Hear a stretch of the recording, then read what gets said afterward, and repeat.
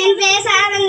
நான் 4வது படிக்கிறேன். நான் சாதனை பெண்மணியின் ஒருவரான டாக்டர் முத்துலட்சுமி ரெட்டி பற்றி பேச போகிறேன். மருத்துவம் படித்த முதல் இந்திய பெண் சமூக போராளி டாக்டர் முத்துலட்சுமி ரெட்டி ஆவார். முத்துலட்சுமி ரெட்டி 1856ஆம் ஆண்டு ஜூலை தேதி புதுக்கோட்டையில் பிறந்தார். இவரது பெற்றோர் நாராயணசாமி சங்கரம்மாள். பெண்களுக்கு எதிரான அந்த காலத்தில் பல்வேறு எதிர்ப்புகளை சந்தித்து புதுக்கோட்டை மன்னர் கல்லூரியில் சேர்ந்து படித்தார்.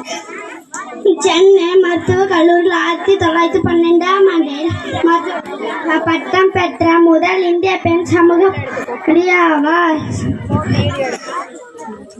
சென்னை எழும்பூர் போன்ற மருத்துவமனையில் முதல் பெண் மருத்துவராகவும் பணியாற்றினார். பிரான்ஸ், அமெரிக்கா போன்ற வெளிநாடுகளில் நடைபெற்ற சர்வதேச பெண்கள் மாநாட்டில் இந்திய பிரதிநிதியாக கலந்து கொண்டார்.